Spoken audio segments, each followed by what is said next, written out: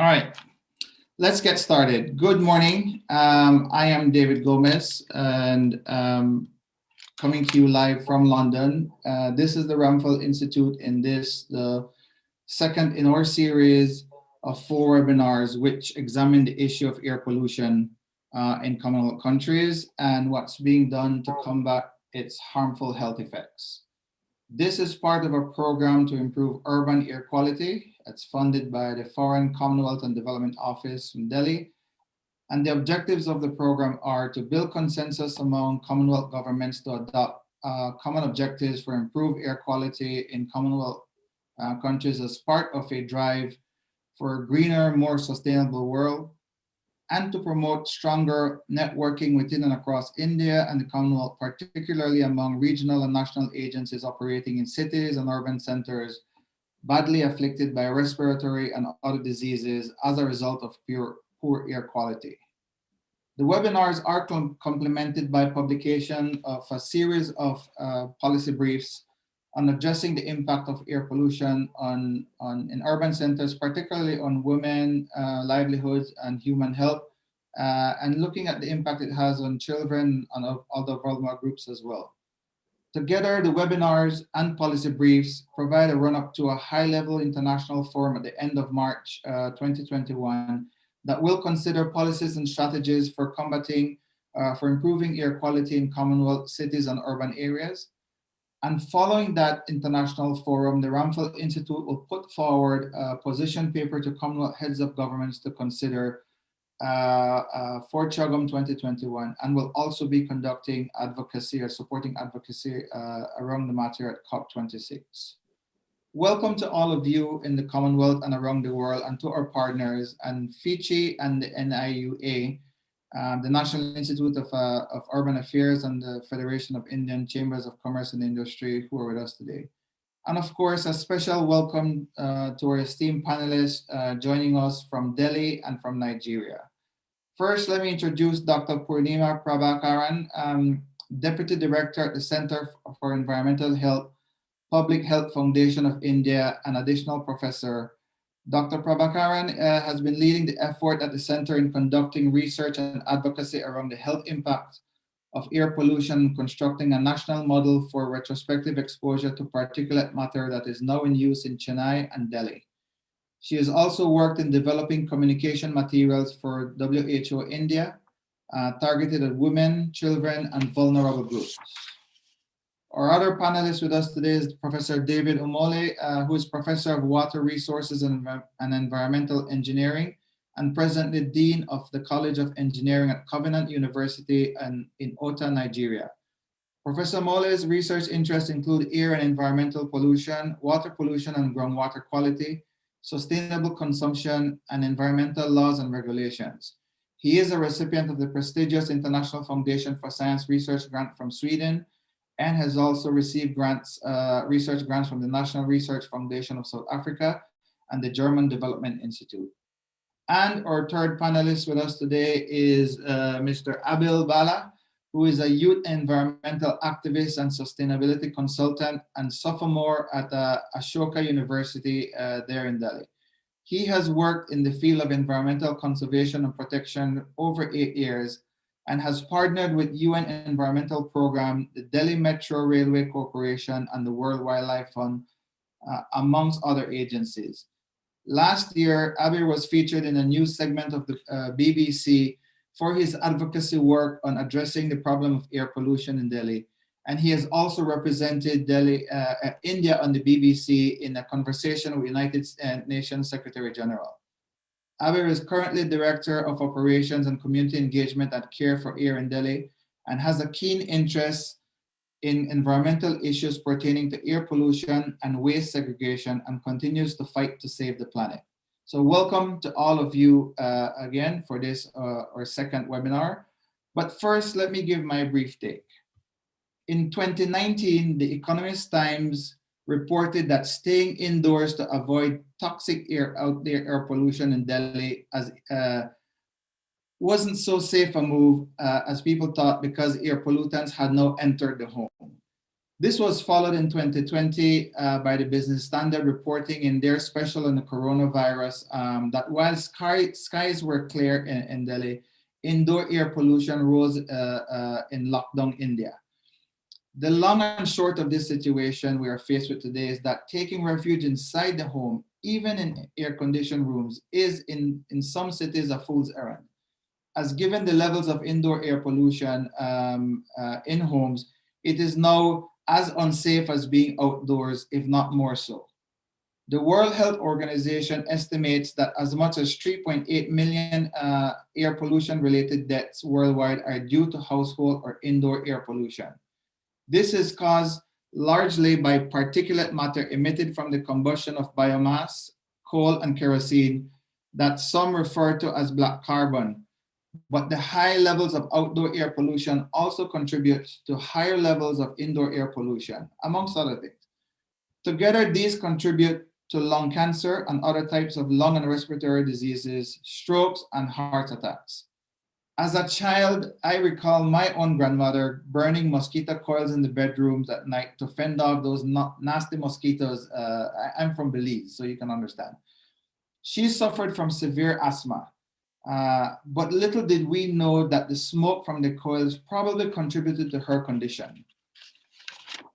My own son suffered from asthma as a child, and I'm trying to remember whether or not I was complicit in burning mosquito coils and affecting him. I want to say I didn't. But growing up in Belize, where mosquitoes are prevalent, burning mosquito coils is a common thing, as is the burning of bush in some areas to smoke out the flies, as we say. It is also customary for many of us to cook using biomass materials, wood and charcoal, and though most of us no longer use kerosene stoves, and kerosene lanterns are for use during hurricane season and blackouts, and that's very commonplace. Many of us do these things without thinking twice. But any true Belizean, and I think this is true for other cultures around the Commonwealth as well, will tell you that food cooked on a fire hearth or a wood-fired stove tastes way better than anything any modern day chef can toss up in their fancy kitchens. And I was having a discussion with the panelists before we went live today, and they all agree with me. They're like, yeah, David, you're right with that. So when you are from a developing country, I think cooking on these outdoor stoves using dirty fuels is just something that we do. And we do that without thinking, well, does it have a health impact on us?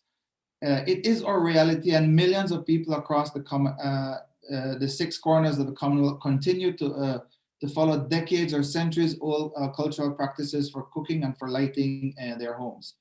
The WHO estimates that around 3 billion people globally still utilize these means of cooking and of providing light. What we do know now is, or that we're beginning to accept, is that indoor air pollution from these fuel sources are all harmful to our own health. And women and children and other vulnerable groups, particularly those with underlying cardiovascular and chronic respiratory diseases, are adversely affected by indoor air pollution. Dr. Ajay Nagpur calls it a silent killer. This was also the conclusion of the Ramphal Institute's first international conference on air pollution in 2018 that was held in London. Yet indoor air pollution receives considerably less attention than outdoor air pollution, and many are in the dark about its negative health effects.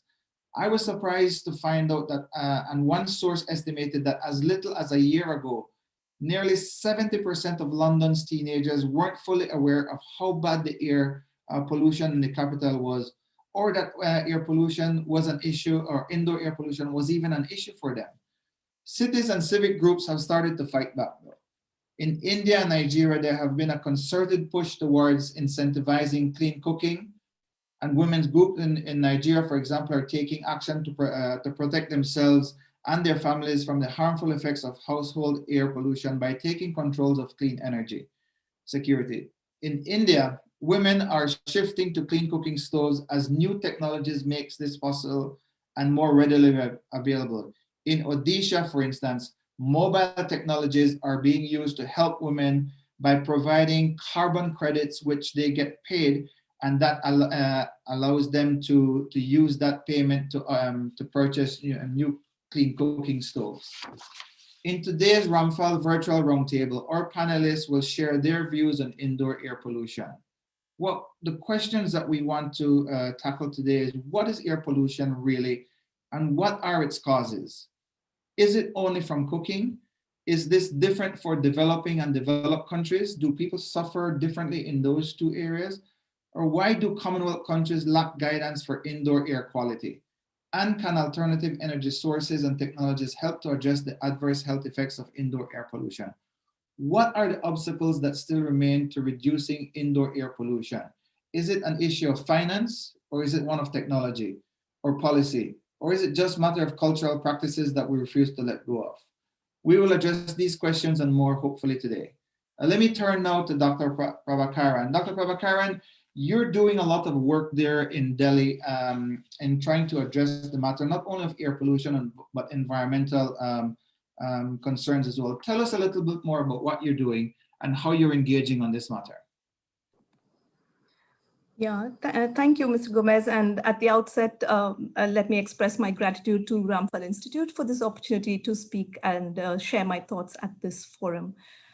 So good afternoon from New Delhi, India, and good morning to participants from other parts of the world. So at the Center for Environmental Health in the Public Health Foundation of India, we have recognized the importance of environmental risk factors and their impacts on health. It is a well-known fact today that the global burden of disease, a big chunk of it, nearly a quarter, is due to environmental factors. And we recognize that environmental factors are really modifiable factors. We know that, for instance, some other disease burdens, for example, the cardiovascular diseases, oftentimes are attributed to genetic makeup. And those are non-modifiable factors. But when we're talking about environmental risks, many of them are modifiable. And there comes an opportunity for us to work in that space and make a change. So at the Center for Environmental Health, which was established 5 years ago, it's the newest infant within the Public Health Foundation of India, which itself is close to 15 years old today. We conduct research that spans several domains, from air pollution, water, sanitation and hygiene, climate change, chemical toxins and heavy metal exposures, children's environmental health. And all of these are conducted not just in Delhi, where we are sitting, but also in very many other regions of the country, based on a needs-based approach, as well as the fact that research feeds into effective policy making. And that's one of the mandates of the Public Health Foundation of India. Our research doesn't stop at publications, as most people think it does. We actually engage a lot with national and state governments in translating that knowledge into effective policy making. As an example, the Government of India's Ministry of Health and Family Welfare was the first government probably in the world to commission a steering committee to write about the air pollution impacts on human health and provide recommendations to the Government of India. This was way back in 2015, when the air pollution season was at its peak in Delhi. And this report gave very many recommendations to the government to put into place certain policies that would change the conditions of air quality, not just ambient, but also the household air quality problems that we are hearing about more and more today. Not so long ago, India was known as the diabetes capital of the world. But today, we have the dubious distinction of hosting, as the WHO puts it, 15 of the 20 most polluted cities in the world. And the ambient air pollution problem is one that is talked about a lot, and Delhi is in the limelight in the discourse very, very often. At the center, we are working with the Harvard School of Public Health and a couple of other collaborating institutions to build a national model on exposure to particulate matter PM 2.5. We will use different sources of pollutant data, not just the monitoring stations data, but also satellite data, chemical transport models, land use data, recognizing the fact that very many factors are responsible for deteriorating air quality in India. This model, which is built at a very fine spatiotemporal resolution, will help us then associate particulate matter exposure to very many health outcomes in India. And that will fill the gap for the important evidence base that governments often talk about as being absent in developing countries. So we hope to move the needle and the agenda for effective policymaking once we have the evidence base in India. Like Mr. David already alluded to, household air quality does not find too much space in the discourse, and that is really something that has to change, given that household air quality is also important from the perspective of vulnerable populations like the women and children who are the most affected. And the inequities don't just span between countries, but also within countries. And India is a case in point. We are a vast country, countries within a country. And while the SDI, the social demographic index, might be great in some parts of the country, in some states, it is really low in other parts. And those are the states that really require handholding in transitioning to clean fuels in their households. And it's the women and the children who face the brunt, and those are the population groups that require real focus going forwards. I'll stop there for now and maybe take it on from. Thank you very much, Dr. Purnima. Professor Mole, let me turn to you, because just before we started, went live on the seminar, we were having our own little chit chat, and we kind of realized that indoor air pollution is in a way directly related to outdoor air pollution.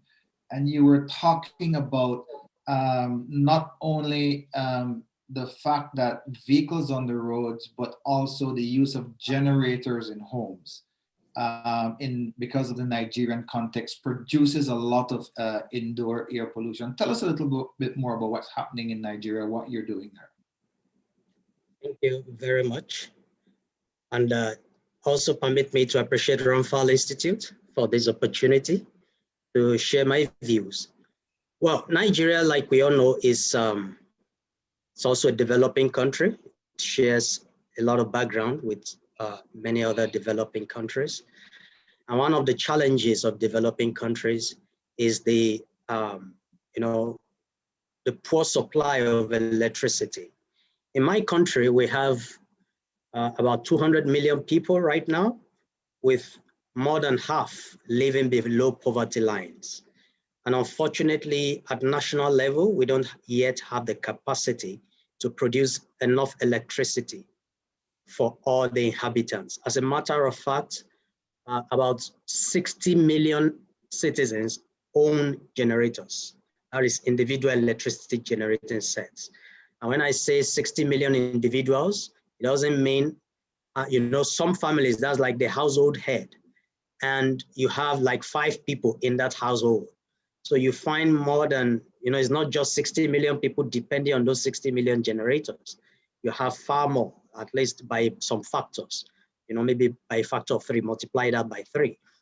So you have a high level of noise also associated, because in a very small enclosure, in a small household, maybe in a block of flats, you can have like 4 generators in just a small space, and everyone is generating the fumes, the generator fumes that come from biofuels, of course, petrol, diesel, depending on the type of generator set that you are using. The nation as a whole has just about 5.2 gigawatts generating capacity at peak. However, studies show that these individual generating sets combined have about 42 gigawatts. That's like 5-6 times more than the nation can generate. This tells you how much capital flight we have, because we have to import all these generators from countries that don't even need them, like China, like Japan. They don't use these things, but they produce them, strictly for developing countries like Nigeria. So you see, another study shows that $14 billion goes into purchase of generating sets and fueling this generating set per annum. Wow. Per annum. Now, that tells you, if the nation can come up with $14 billion in 1 year, I believe we'll be able to solve the bulk of the electricity generating problem. But somehow the policy makers are missing this. They are missing this link. that just one-time investment and the proper action is one of the things required to solve this problem. And unfortunately, because of, because people are responsible, some people need these generators, they cannot afford it. Some might decide, okay, somebody's generator is out there, can I just steal it and go and use it in my own home? So for security reasons, some people don't keep those generators outside. They decide to keep it within the houses. Unfortunately, carbon monoxide is odorless and it is colorless. So it is a secret killer. We have a case of about 1,500 people dying from generator fumes every year in Nigeria that is documented. We don't have the number that is not documented. Of course, apart from generator problems, we also have other issues. An average Lagosian spends about 4 hours in traffic every day. And we have about 21 million living in Lagos alone. So if you spend 4 hours and you have, diesel trucks passing, I've experienced it personally several years back, and you have some of these trucks just, it just releases toxic fumes into your vehicle. It's an enclosure. We might say this is not the household, but you spend 4 hours in a particular bus, and much of that time is spent ingesting fumes, toxic fumes from other vehicles. This is another thing. So these are transport problems also, which is affecting more than 20 million people on a daily basis. That's just talking about Lagos alone. So we have some of these problems going on. And the amazing thing is that Nigeria has several standards. We have standards, we have regulations. All these things are documented. These problems are well recognized, they are known. But one of the problems that we have identified, especially in some of my publications on regulation, is the willpower to enforce these things. It's morally wrong when the government itself knows that it is not able to supply the needs of the masses, such as providing electricity, such as providing mass transportation that is clean, such as providing, network of roads that are motorable. They know these things are wrong, but then the willpower to enforce these rules are not there, because even the moral right to enforce it, when you know that you have not made alternative provisions, I think it's also a moral issue on the part of the policymakers. So allow me to also pause here for now. Thank you very much for that, Professor Mole. I'll come back to you because I still want to talk about, at one point, the need for generating the link between air pollution and water pollution. It's a very fascinating one. Let me go to Abir now, Abir Bala, who has had an opportunity to discuss and air this issue on the BBC. I found it, Abir, striking that the youth feel that they are not a part of the governance structures or policy-making processes. And they also seem to be not as aware of air pollution issues. Is that something that you're finding in Delhi? And how do we get around that obstacle? Sure, certainly. So I think, I'll start with the point that you mentioned, because every year I set a goal for myself, and my goal for this year was to attend COP26, and as a youth delegate. And I reached out, I've been writing to the UN, I've written to the government. And what I was surprised to learn in the process of doing all this is that India has never sent a youth delegation to the climate change conference ever. And the question that naturally comes to my mind is that if we can have activists like Greta Thunberg, why should there be only one? Why can't there be more people like her and doing the work that she's doing? So that's one comment that I wanted to make. I'll just take 5 minutes to I'm going to talk for 2 minutes on my motivation and what drives me, and also about the work that I'm doing. So for me, I think when we talk about climate change, I feel like the word global warming is problematic in the sense that it's the way we discuss global warming is a challenge in itself. in my experience, coming out of school, interacting with students through my activism at the ground level, I've noticed that, global warming and climate change are terms that have been reduced to textbook definitions.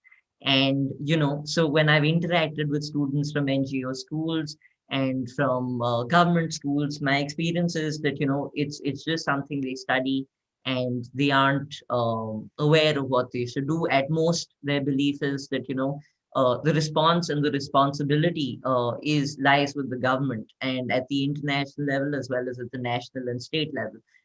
They believe that individually they cannot do much. So one of the areas that I've been working in is to change that mindset. So I'm working with an NGO called Care for Air, and we're actively reaching out to schools, colleges, RWAs, and we're making presentations. We're trying to catch them young, so to say, and tell them what they can do about air pollution. Whether it's, I was, again, in the offline conversation that we were having, I mentioned to you that in India, in Delhi, all around me, wherever I stay, people have this culture of taking their car, even if it's just to the neighborhood market, if it's to the park, if it's just in a 1, 2, 3 kilometer radius, they want to use their cars for the smallest of things. Whereas one thing that I do admire about Europe is that, for a small distance in the neighborhood or something, they'll walk or they'll bike. So that's one thing that, we're trying to encourage these students to do. Other than that, we're making them aware of what they can do in terms of smaller things. In Delhi, we have our landfills are overfilled, and a lot of the garbage that's there is burnt, leading to air pollution. So we've been telling them the importance of waste segregation, So my entire motivation and my great idea is to shift focus from global warming being a hot word, these days AI and VR are hot topics. I think we need to shift focus from global warming as such as a term, and we need to look at it in terms of the manifestations. And one of the biggest manifestations is air pollution. And a question that I frequently find myself asking is that, governments take prompt action if there's a terrorist attack or if there's a natural calamity, but they don't take immediate hard action when it comes to climate change. And my understanding is that that's because of the fact that it's not immediate. It's slow, but it's surely happening.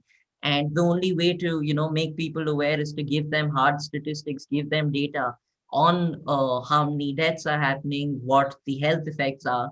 And I think in wake of the pandemic, health is a big agenda on all governments' minds. So I think that's one way to sort of approach the advocacy side of things.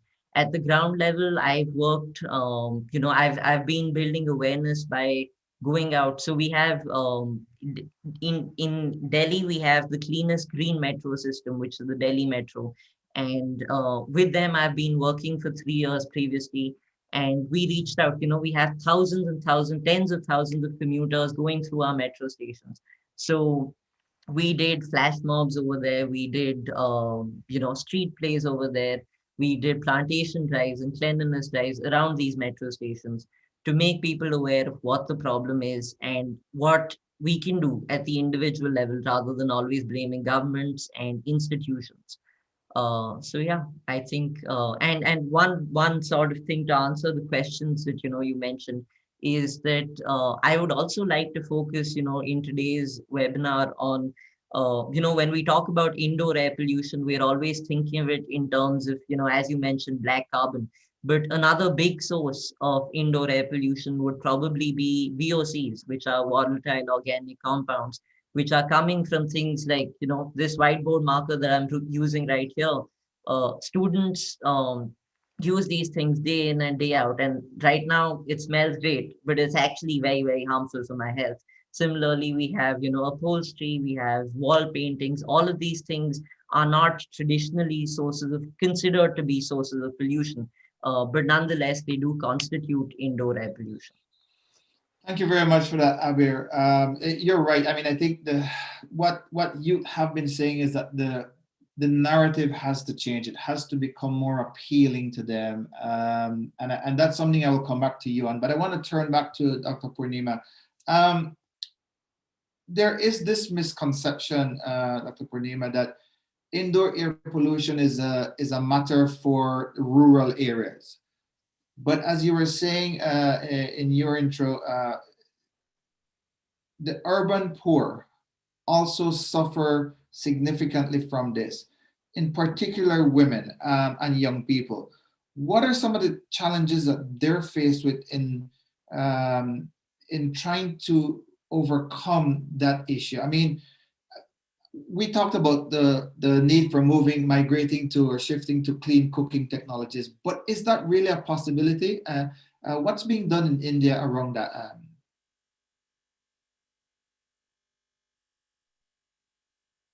Thank you. Thanks for the question.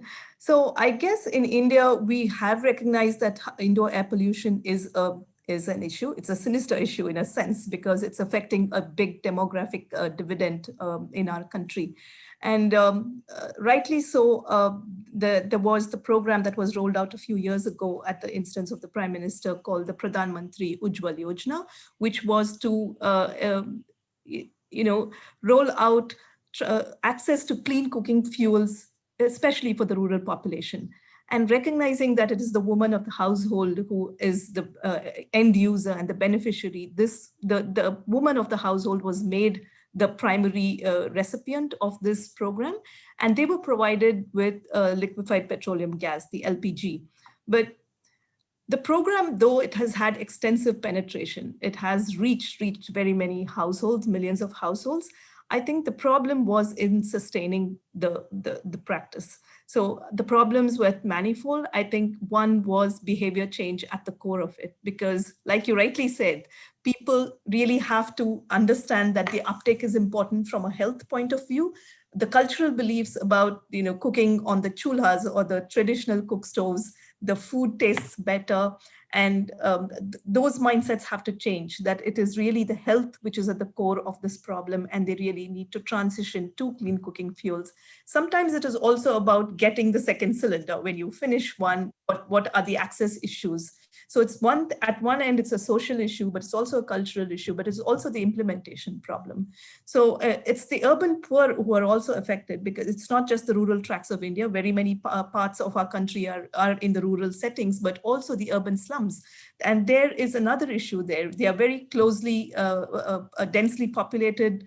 They are single room tenements often. There are ventilation issues, there's overcrowding. So, and there's also at the core of it, they start in suboptimal environments. So children born into these households are already at a disadvantage. And that just gets perpetuated. It becomes a vicious cycle, cooking within those households, which already have closed environments, more people, suboptimal health to start with, kind of instigates a vicious cycle of poor health that is just transmitted across the life course. So I think the government has done well in rolling out this program, but there's also there's the recommendation that the Public Health Foundation of India had made in the steering committee report to the Ministry of Health, making the available clean. So if they want to use cook stoves, give them clean cook stoves.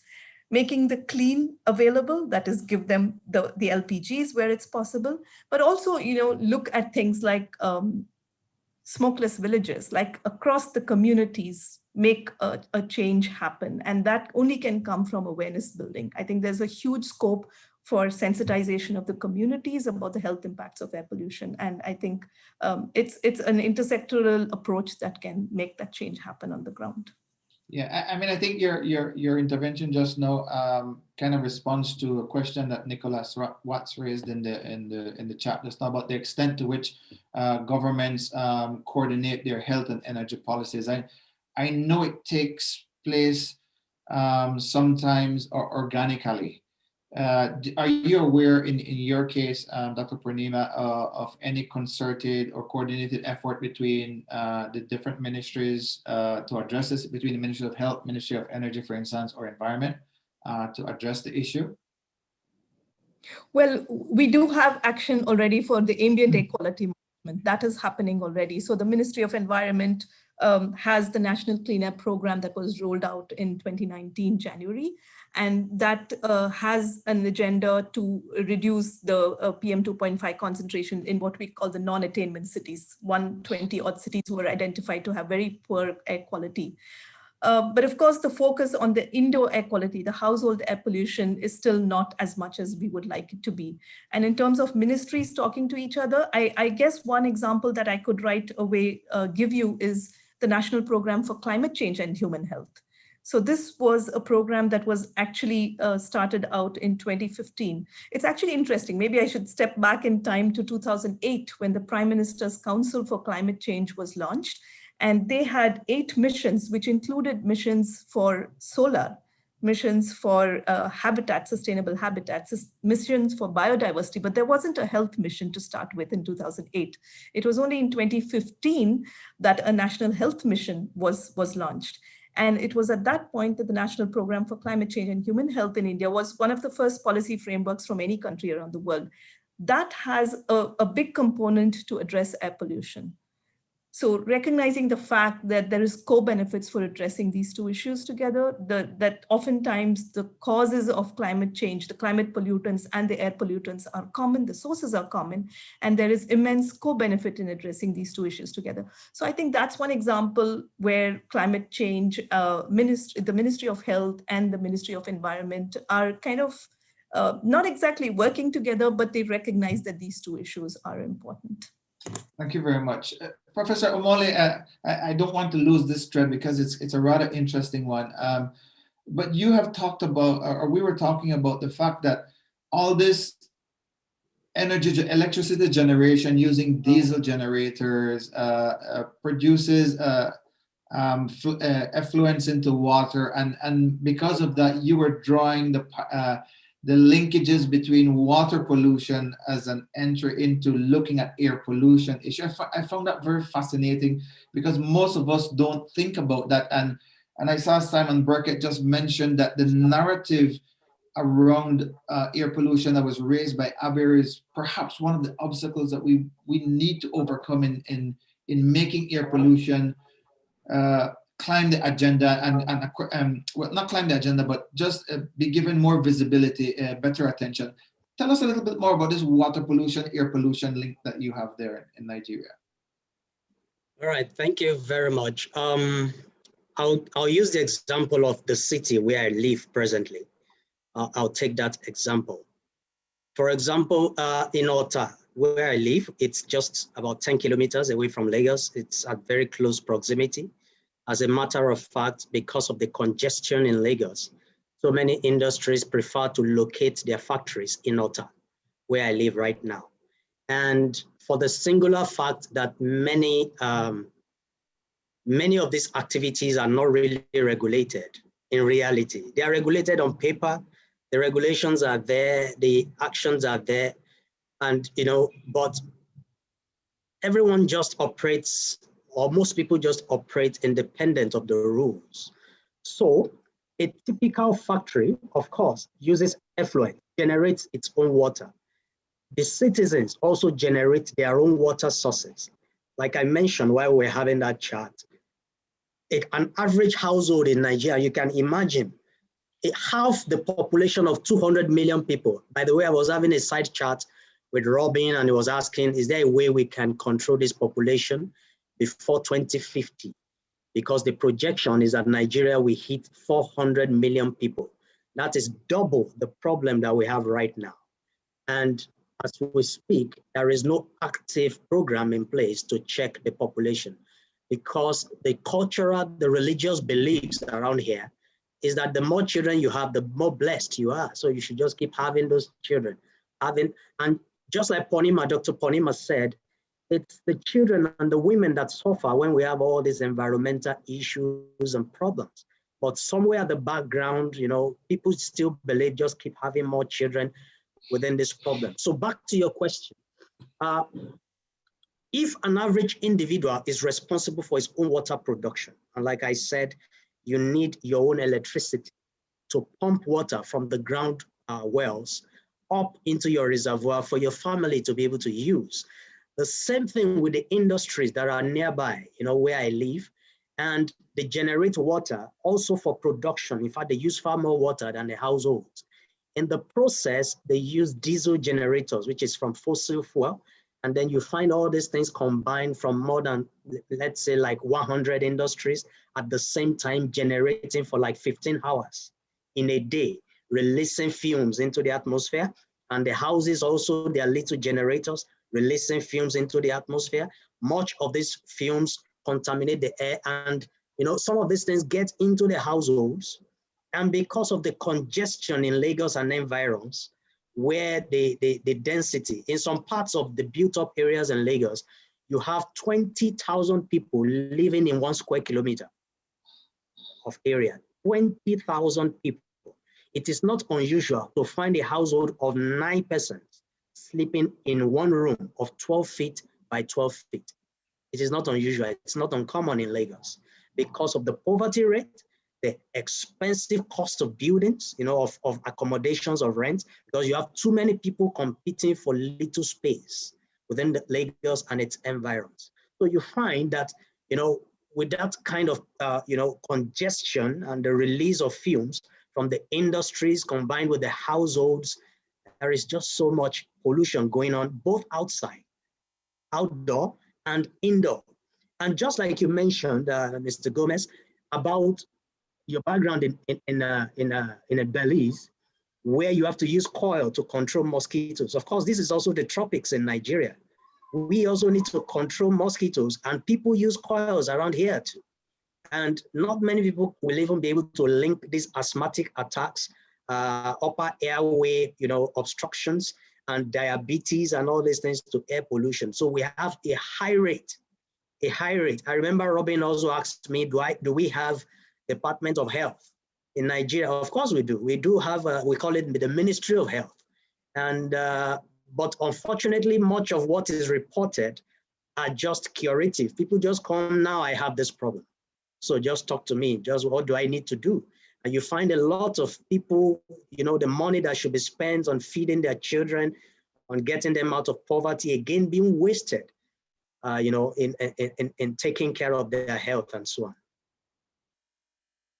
on. Before I go to Abir, let me ask you, would it help any if you had in place indoor air quality guidelines, or if you had better regulatory frameworks or regulations for indoor air quality? I mean, people often say, well, go down the route of regulation, but I'm not sure that it's always the most effective way. What's your take on that? Would that be something that would be helpful in Nigeria and that perhaps could also be applied across India and other Commonwealth countries?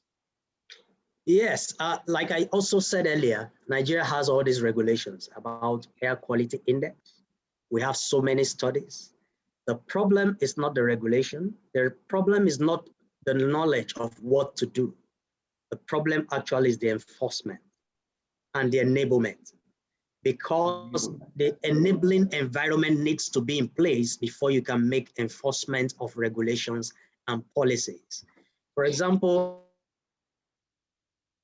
I need to have, made sure that poverty is at a low ebb before I can begin to force people and say, okay, don't steal, don't do this, don't do that. The job must be available. Then when you don't do it, maybe when you're doing something else, then as government, I have the moral rights to punish you when you don't do the right thing. But for example, I take away water supply from you. I take it away from you. I don't give you water. I don't give you electricity. And then I come and I accuse you of using your generator to pollute the atmosphere. I mean, it means, I don't know how that sounds like. So it's the enforcement that is the issue. But if it is the paper, I can actually produce for you today the standards that we have about air quality, indoor air quality, and so much, that we have so much of these things. But the enforcement is just near zero. The enablement, I really like that term. I want to go to Abir because I think your first intervention, Abir, triggered certainly some responses, and Simon Burkett from Clean Air here in London mentioned that in his chat that analysis of 15 million tweets globally about COP26 over the last 12 months found that less than 1% mentioned air pollution. I was taken aback when in this process when we were having consultations with Commonwealth stakeholders, that one very high-ranking policymaker said to me, "But we don't have time to worry about air pollution. We're focused on climate change." And I thought, well, and then in many of the youth that we've been talking to, and Abers is a part of a stakeholder consultation, youth stakeholder consultation we're having on the 22nd with youth from India, Ghana, Kenya, Nigeria, Belize, Jamaica, and London and England. Many of them did not mention that this is something they talked about regularly. Aber, you might be the outlier here. Why is that? I mean, maybe you're not on Twitter, but you're on other social media platforms. What's happening there? Is this not part of the dialogue amongst young people?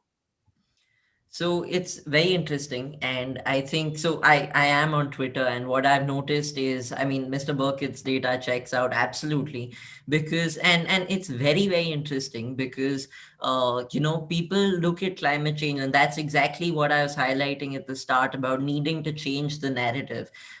Because over here we have people looking at climate change as, melting glaciers, rising sea levels. Some people will talk about droughts. Some people will talk about, erratic rainfall. All of that's true. But at the end of the day, we've been saying this, for 20 years, 25 years, more than that, ever since climate change has become relevant in social circles. And what comes up is the fact is that nothing concrete has still happened, right? At the end of the day, we're all still suffering. So my idea is that we need to link it to something people can relate to. And air pollution is, that link, according to me. Because what's causing global warming? Emissions. What's causing air pollution? Emissions. It's the same thing. It's about how you characterize the problem, how you market it, and how you tie it directly to the people. That's the first thing. The other thing is, I think, relates entirely to what Professor Mould said, because even here in India, we have a lot of regulations. Earlier in 2020, just what 4 months ago, we have a festival of Diwali, and the Supreme Court over here banned firecrackers, as it's been doing for the past 2-3 years at least. And in spite of that, and we had a new clean air commission that was elected, and we believed that it would be much more powerful, a lot more action would be taken. And but Diwali night came and firecrackers were still being burst. And this is the Supreme Court. This is the Supreme Court legislation, order, which is being publicly flouted. And how will you enforce it? I mean, you have so many houses bursting firecrackers. Who all can the cops catch, right? So at the end of the day, it has to come not just from the government, it has to come from the people themselves. And the only way that's going to happen is when people wake up and they realize that, to put it very bluntly, that they're dying because of this problem. And I think that's what is the great part about youth activists, because typically and in my experience, I've interacted with a fair share of governmental organizations, and even with a few ministers, and they typically, by virtue of the position that they hold, they're obligated to take a very diplomatic and a measured response. The situation with youth environmentalists and youth activists is that we have no issues calling out the problem as it is, and because criticism is the only way we're going to get reform. But Abir, is there enough of a voice coming from the youth and from and that's a question I'll pose to Dr. Purnima, from women's affected women's group and vulnerable. Is there enough of a voice, and what are you doing from the youth level in becoming a part of the networks, or helping to forge networks that are trying to address this issue? Because like I said, I mean, I think sometimes what you find are that you have these groups of very passionate youth activists that everybody else looks at and is like, yeah, they're bored, they have nothing else to do. And that becomes a part of the challenge for some people, that it's not seen as something that is yet sexy for youth to be involved in. In London, they were like, yeah, well, we're going to be a part of Extinction Revolution, and they got kind of a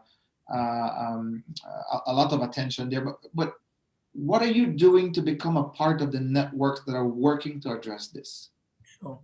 So to answer your first question first about whether the voice is being heard enough, I would say there's two ways to look at this, right? One is there is a certain element where the youth themselves are to blame, which is that, and I discussed this with you in our first interaction, which is that a lot of people are taking up not just environmental, but also social causes just for 1 year or 2 years to do it as extracurricular for their college resumes, for their just to have something to show for. So that's one problem that the youth are making for themselves, which is to say that we're reducing our own legitimacy by starting initiatives and projects which we do for 1 or 2 years and then don't go through with it.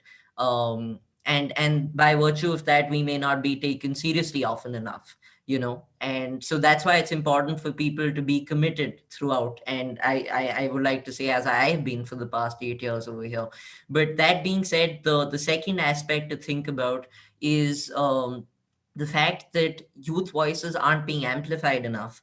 And that needs to be reflected on both from the international perspective as well as the state perspective. Earlier on, I mentioned that, India has not sent a delegation to a climate change conference.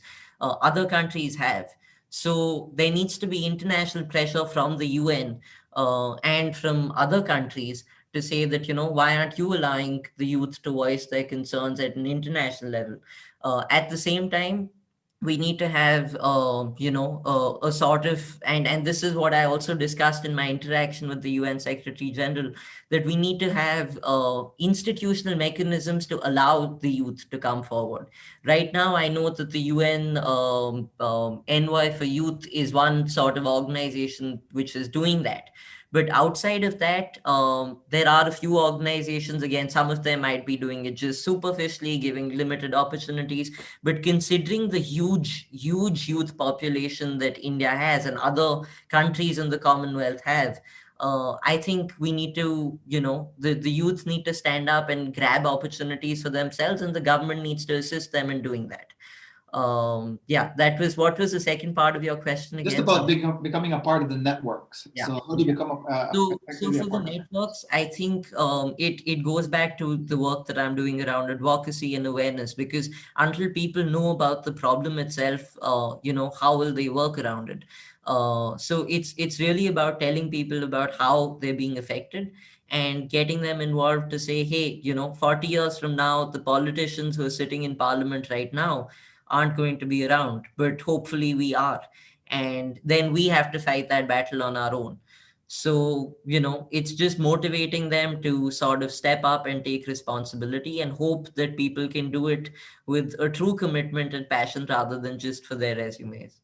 Yeah, I mean, well, it's fascinating actually, and I think there's just so much work still to be done. At the Ramphal Institute, we've actually prioritized now a program for youth, but with the focus being on improving access to governance structures and improving access to policy-making processes. Because I think I have no problem with mock parliaments, but I liken that process or that exercise to my giving a 5-year-old daughter, if I had one, a doll house to play with and tell her, you play house. Well, I'm actually, we need young people to be a part of the decision making for issues that are going to impact them later on in their lives. And Dr. Purnima, this was something you were raising in your discussion in the chat there.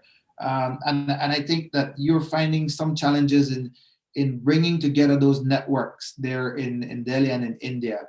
Talk to us about that. What do you think is required to overcome that, and how can you include representatives from our youth leaders as a part of that, and representatives from vulnerable segments of your society? Sorry. So, well, I was talking about the challenges about integrating ministries. It's a given. I think it's not just India. I think it's around the world that is an issue where the ministries of health do not talk to the ministries of environment. Abir, for example, in the COP, mostly you see the Ministry of Environment, not just India, a lot of countries. So we really need to take the health people to the COP as well. So, we were talking of having a health COP in Glasgow, but, it hasn't happened yet. But, within Indian settings, I think the challenge is that the ministries work within their line, in lines of interest. So the health ministry will focus on health. The Ministry of Environment has its own for addressing the exposure side of things, the sources of air pollution, the emissions and standards. And then there's the Ministry of Housing and Urban Affairs, which works at city level, which talks to the urban planners. They're also talking about air quality management.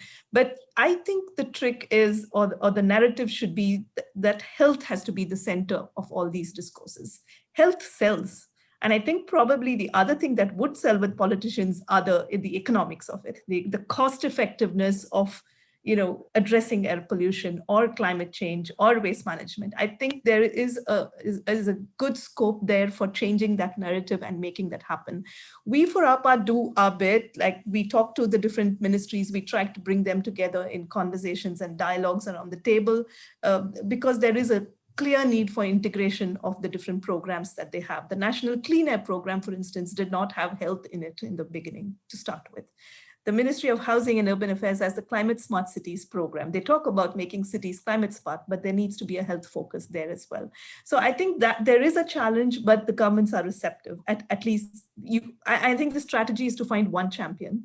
If in each of those ministries, if I can find one champion who listens to me, I have been able to make some change happen on the ground. And I think that's been my mantra. That's what I've tried to do. I have tried to zero in on one person who will listen to me. And that's where the integration starts to happen.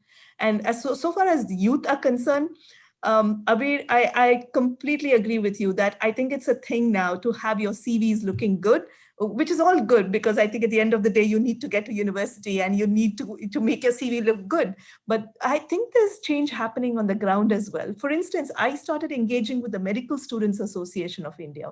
And the reason why I did that was, I'm a physician to start with as well. Like, I never studied air pollution in my medical curriculum. We studied about tobacco as a cause of lung cancer. Air pollution was not in our curriculum at all. And air pollution is the new tobacco. So we're working hard on the ground to talk with the people, the powers that be, to make that change happen, bring air pollution into the curriculum, bring climate change into the curriculum. But I was really surprised when I started engaging with the MSAI, the Medical Students Association of India. They have a 30,000 plus membership, and they do a lot of work on the ground in the environmental pollution domain. So they know about air pollution, they know about climate change, and that's not coming from their curriculum. It's just the sense of awareness, heightened sense of awareness, I might say. So I'm trying to leverage that as well. And it is said, WHO, I think, has documented that health professionals' voice is really revered. And more than the doctors, it's the nurses' voice. So we have a network of healthcare professionals in India that we work with, and we are trying to make them advocates for environmental health. And I think little steps, but a drop in the ocean, but it's starting to make a change. And I think I feel very gratified when I see that happen. Yeah, in Belize, we have a saying, one fills the basket. David, that probably came from our old Nigerian roots there. But it's interesting because Simon Burkett just put up there that from Clean Air London's analysis, health only included 1.5% of the 15 million global tweets. So, I mean, the discussion of the issues around air pollution and related health aspects and stuff is not really on the radar on the screen for everybody. David, you were talking just now in your chats with others about some of the, perhaps addressing some of the solutions from an economic perspective, and what are your ideas on that, and how can we put forward considerations to policy makers and thought leaders in the Commonwealth to get this across to them? All right, thank you very much. Yes, like I mentioned in my chat with Kate Johnson, there are solutions, but it's just like salt. When you don't have enough salt in your cooking, it's like the effect is not felt. However, we have seen some of these solutions which are just spot on. They are just good. For example, in Lagos right now, because of the large population and the wastes, that's another source of indoor air pollution in Nigeria, you find that the wastes being collected, they are not, the infrastructure for collection is not efficient enough. So you find households just pile it up, waste dump right in front of the house, and they set fire to it. And some of that smoke get indoor and choke and, affect the indoor air quality. And with this kind of problem, one of the solutions that came up was the partnership between private investors and the government. As a matter of fact, the government was just controlling the landfill and the end point. From the point of sorting, from the point of collection, sorting, and administration, private. And for many years, this model worked. And many of the private investors in this endeavor made millions. They made a lot of money. But then when the government changed and another government came in, they saw it as an opportunity, and then they introduced one of the, I think the past governor of Lagos State now decided to take the monopoly, set up his own company, and decided, all the NGOs that came in were sent away. Unfortunately, the problem of waste generation and management in Lagos is too much for one single company to manage. So the government before that actually had the solution in decentralizing it, and the government only managed the end point, which is the landfills, the recycling points, and such scenario. The government was able to just stay at the end point, receive it, and solve the problem. And we even had non-governmental investors who also worked in setting up their own waste control and waste management endpoints. So we have those kind of things, and it worked. But political will to continue with something, and when you don't have continuity, investors they're scared, because if I invest and I may not be able to break even in 10 years, and the government is just 4 years, and another government comes in and says, oh, there's money in this and there's business in this, and introduces his own sponsored firm, the others tend to lose money. And so because of that, people who are interested in this solution are scared away because of the fear of losing their investment. That is one. Now, in terms of the transport, like I mentioned, Lagos is very congested, just like Abuja, just like Port Harcourt. Many cities in Nigeria have similar problems. And one of the solutions that was introduced was mass transit, in a situation where even though you have your car, you leave it at home because there is a very efficient mass transit system. The Lagos state government introduced what is known as the, a bus transport system, air conditioned. Some of them have internet connections in them. I've boarded some of these transport systems. And one of the things they did was to create special lanes on the roads just for these buses. So even when you're in your private car, you get late, but when you're in that bus system, you get to walk faster because it has its own dedicated lane. So you find more than 500,000 persons patronizing this mass transit system.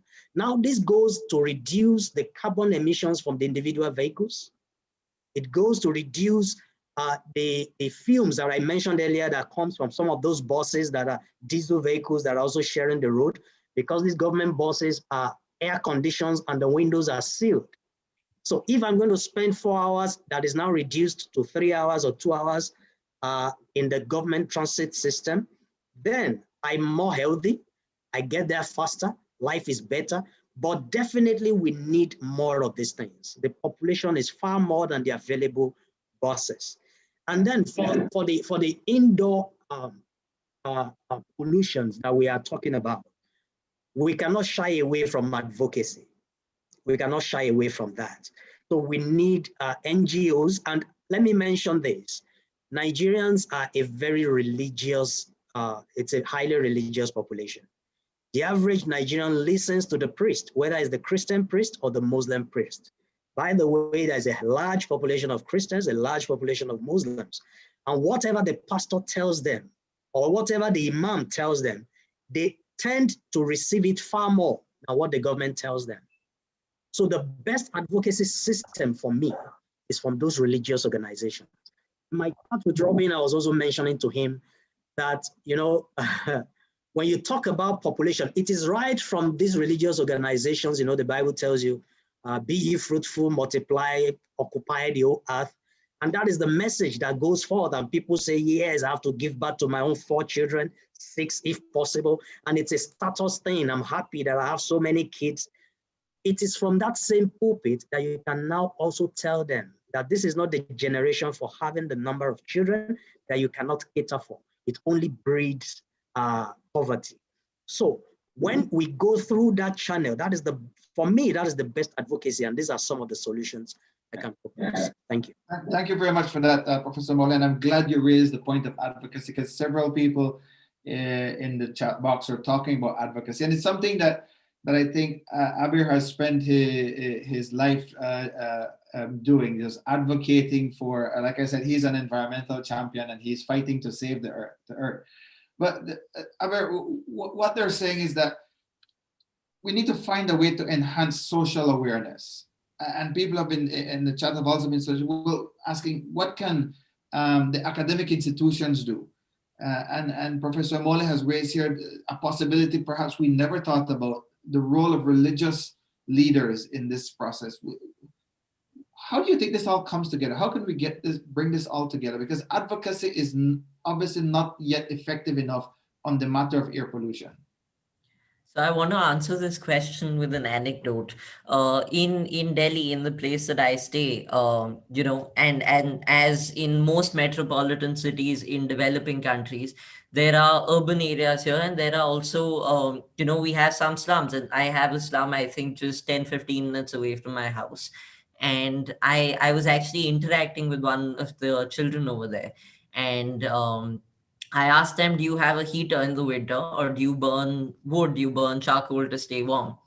And he said, no, we just burn stuff and we stay warm at night. Our houses, as it is so small, that's quite enough. But at the same time, what I noticed was, on top of that same child's house, there was a television dish.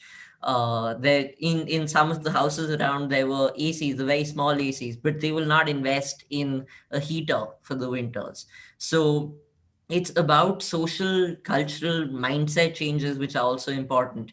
If someone is preferring to invest in a TV rather than a heater, and would rather burn, wood or coal to stay warm, then that's a fundamental problem. Because if you can afford a TV, you can afford a heater, that's for sure, right?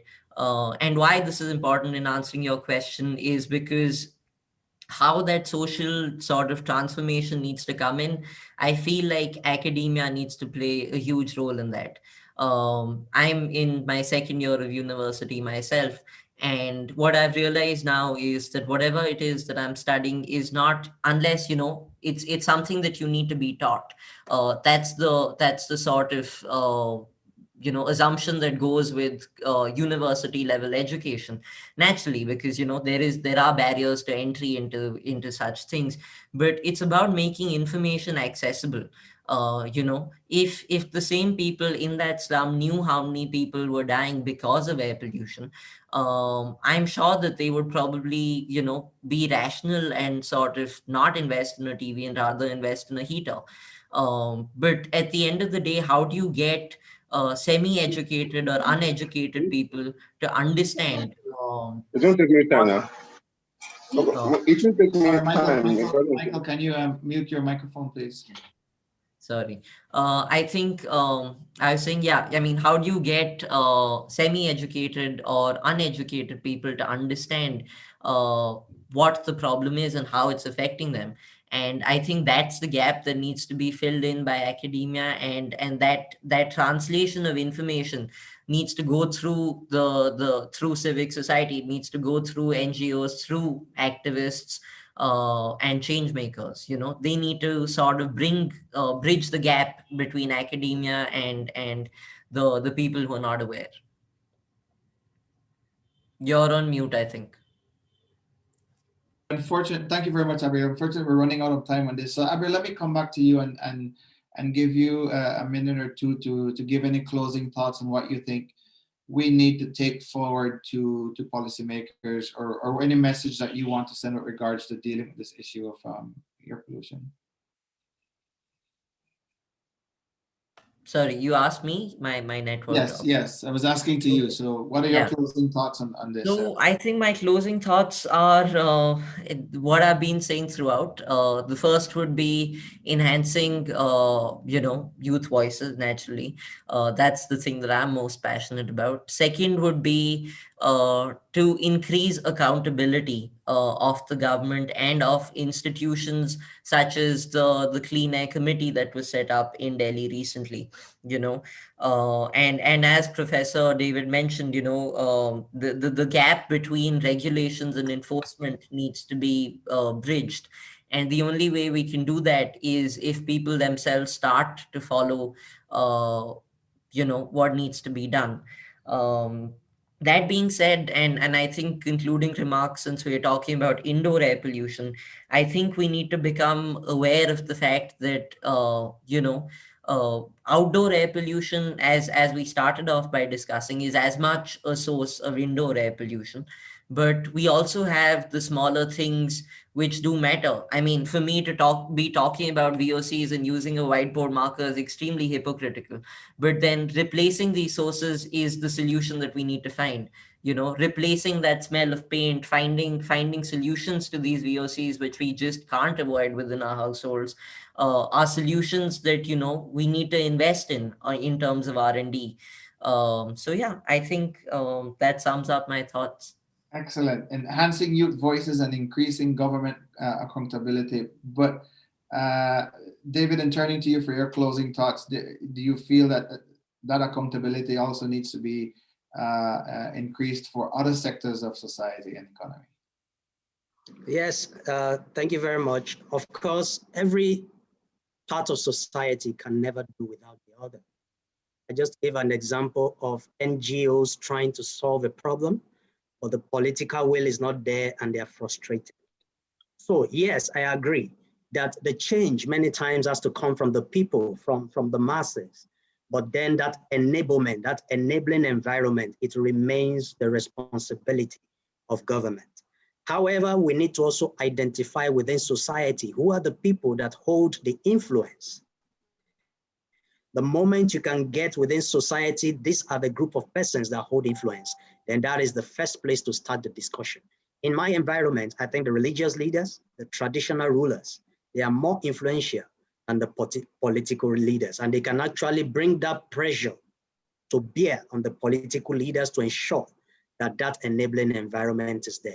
I know the average Nigerian wants change. They want results. They want, they want a better life for themselves, but they need someone to show them the way. And I think that's the way to go. We just need to show them the way. Wow, thank you. That certainly is an interesting one for us to take up going forward. And I think I would certainly try to wrap my head a bit more around that, David. Thank you so very much. Dr. Purnima, let me talk to you, turn to you for your final thoughts on our topic today. Thank you, David. And I completely concur with what Abir and Professor David have already mentioned. But as closing thoughts, I think I would like to say that, air quality is such a monumental issue, really. And I think it requires both a top-down as well as bottom-up approach. You really need political will at the highest level to make the most effective policies. And those really have to be contextualized. It's not one size fits all. It really has to be contextualized to the region and the context. But apart from that policy making, there is always a gap between the policies made and the implementation on the ground. And I think that speaks to the enabling environment that Dr. David was just talking about. The enablers, the facilitators, I think those are all important factors as well if we really want to move the needle towards clean air. And bottom-up approach, I think it starts from home. Charity begins from home, and you really need to start from the individual, but also in the communities, creating that groundswell of awareness. And I think it can happen in very many ways. It could be the religious leaders in Nigeria, but it could be somebody else in another context. We have had good experiences with the health professionals. So we have used the health professional voice to advocate for change, because I think those are some of the revered voices in the communities. And I think mass sensitization, Abir, your anecdote about, what a tenement, an urban slum has in terms of, they would have a TV dish, but they will not, buy a heater, is one example. But, maybe that's what we have to harness. Like everybody has a mobile phone. They may not have 3 meals a day, but they will have a mobile phone. So harness digital health, mobile technology, use those platforms to enhance awareness on air pollution. We, for example, have put up, TV monitors in the waiting rooms of our member hospitals in our network. And so the patients, while they're waiting for their turn to be seen, are actually looking at information on air quality and health. In both English and regional languages, we put their graphics on health effects of air pollution. So they are learning about air quality in their region, but also the impacts that it can have on health. So we can harness different kinds of, we can use radio shows, radio alerts. It just have mass penetration in rural India. So, we just have to be innovative in what we do. And I think both the combination of a top-down as well as a bottom-up approach and bringing all of these together is what is really important. I think Thank you very much, Dr. Purnima, Professor Ulmole, and Abir. Before I close today, I just want to say that Dr. Purnima and a colleague of hers has produced a policy brief on indoor air pollution that will be published by us tomorrow and released publicly via our